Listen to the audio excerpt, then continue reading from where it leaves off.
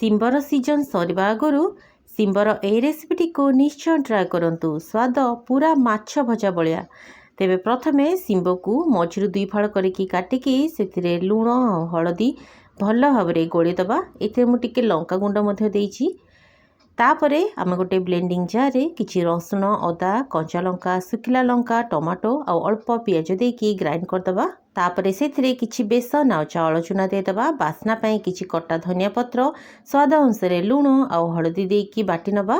एबे मैरिनेट करके रखिदिबा शिम्ब को गोटे गोटे करी बैटर रे बुड़ेबा।